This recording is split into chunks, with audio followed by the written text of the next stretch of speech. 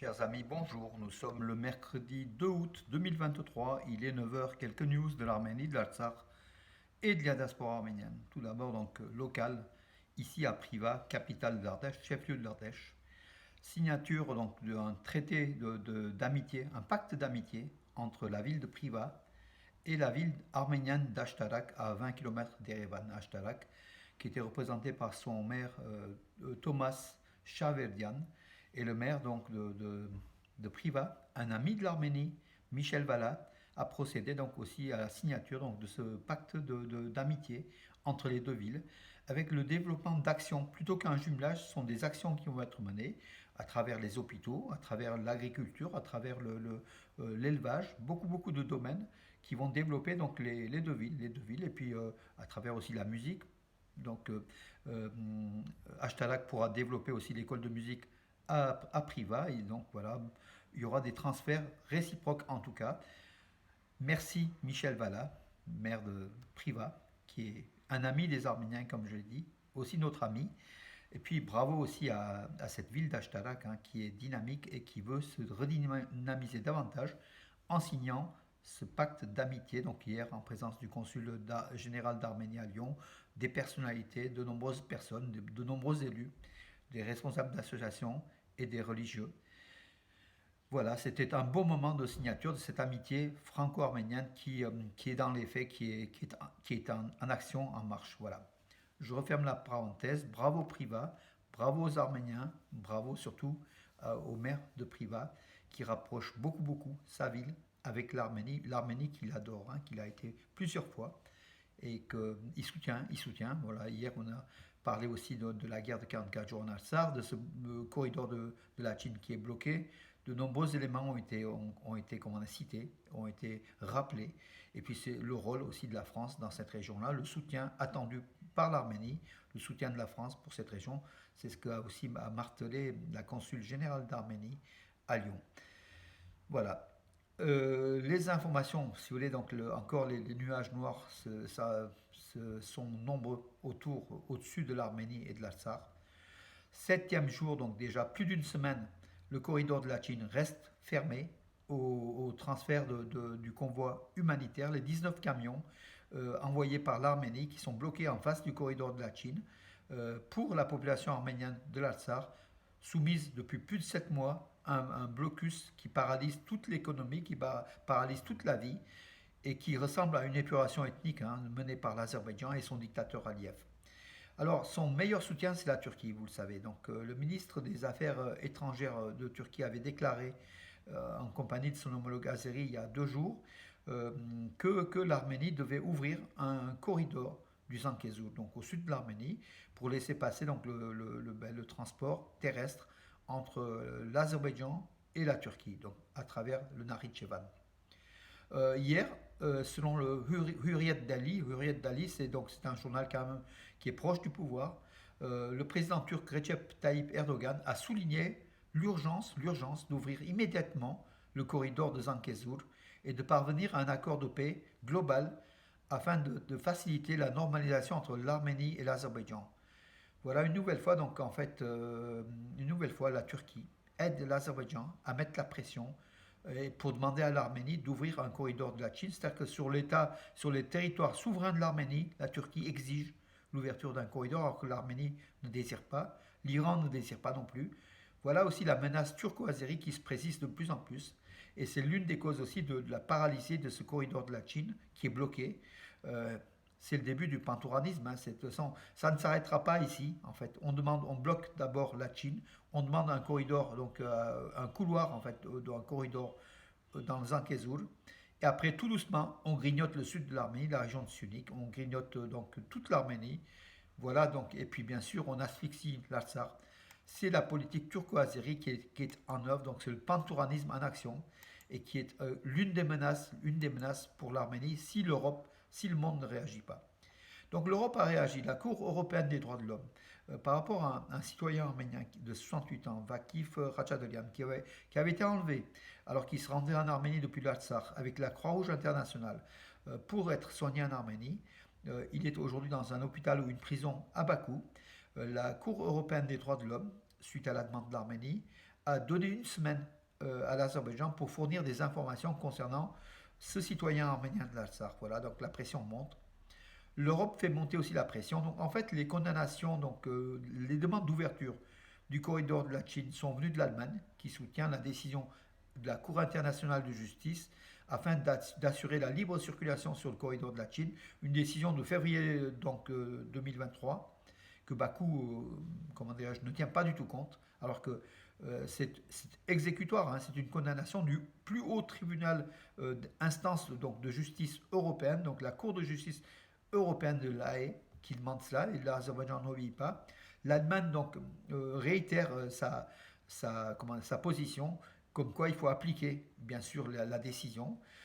Pareil, les députés donc, britanniques appellent James oui, Cleverly, pardon, qui est le ministre des Affaires étrangères donc, d'Angleterre, de Grande-Bretagne, à condamner les atrocités donc, commises par les Azéris contre les Arméniens, le déblocage du corridor de la Chine, donc tout ça, une demande d'un pays ami de l'Azerbaïdjan, avec des intérêts de la British Petroleum. Donc l'Angleterre, donc la Grande-Bretagne, bouge aussi donc, au niveau donc, de la demande donc, de l'ouverture du corridor de la Chine et la condamnation de l'Azerbaïdjan. Euh, voilà, des pays, puis les États-Unis aussi. Donc beaucoup de capital en fait. Hein, donc demande à l'Azerbaïdjan aujourd'hui de lever comment dirais-je, ce blocus du corridor de la Chine.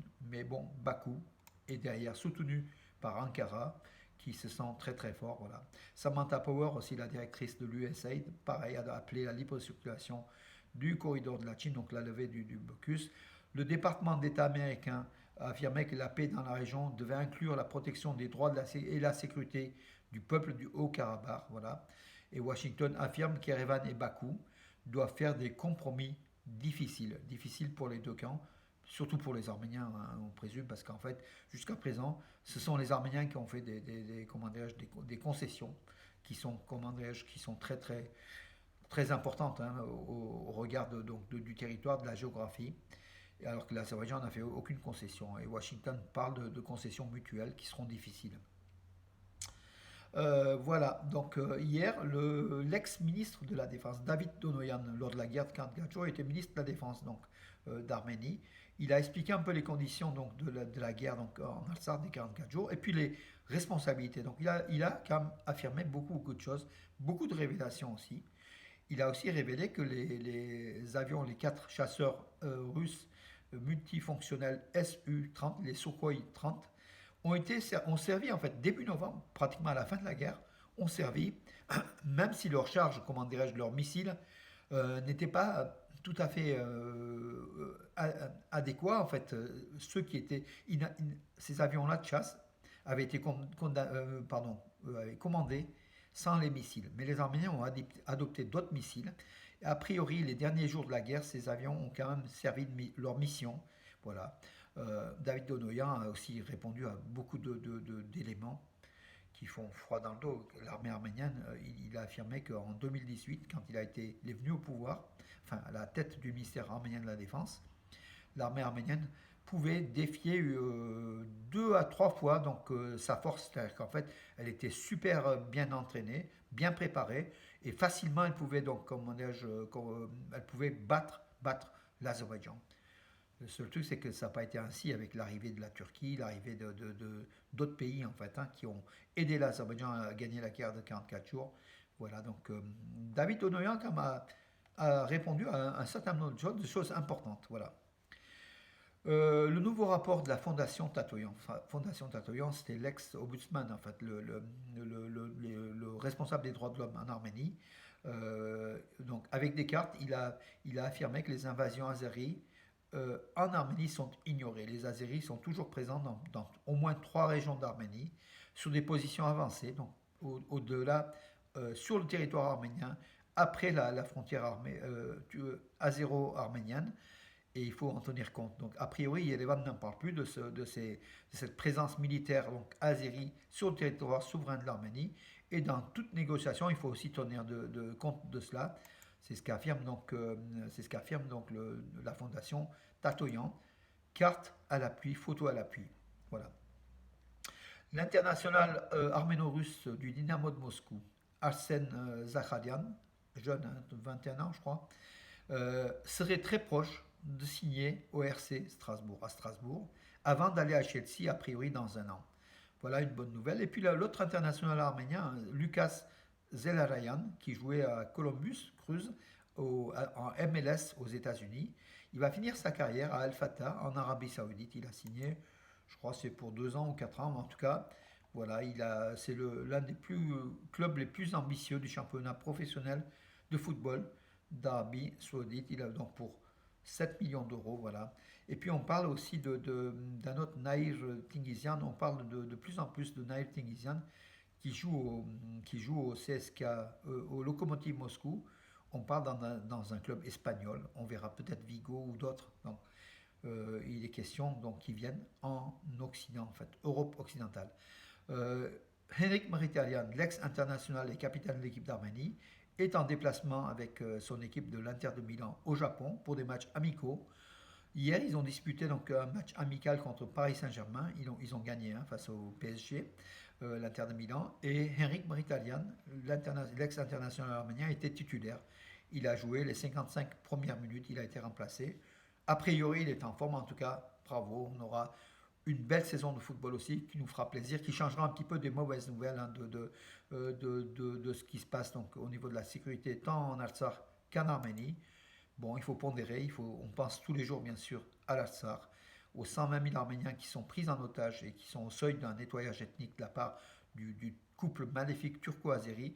D'ailleurs, quand j'utilise ces termes, mes amis, donc je suis un peu bloqué, donc en fait, par ma position de journaliste arménien engagé, Facebook bloque régulièrement mes comptes, voilà, mes comptes, donc notamment les partages de groupes. J'ai eu des personnes qui m'ont fait des messages en disant pourquoi, depuis une semaine, vous n'apparaissez pas sur des groupes. Tout simplement, je suis bloqué, voilà. Mais aujourd'hui, donc le blocage de 7 jours, 8 jours se termine aujourd'hui. Mais bon, Facebook a ses, comment dirais-je, a ses partenaires, réagit quand même de façon bizarre. Et sans doute derrière, il y a aussi une pression turco-azérie, hein, voilà. Voilà, mais ne soyons pas toujours les victimes, mes amis, on est toujours là pour agir, pour défendre l'Arménie et puis diffuser l'information qui a priori est très très écoutée en tout cas, hein. Voilà, merci à tous ceux qui me suivent régulièrement tous les jours. En tout cas, je vous souhaite une bonne journée et je vous donne rendez-vous, mes amis, à demain en espérant des bonnes nouvelles bien sûr. Bonne journée.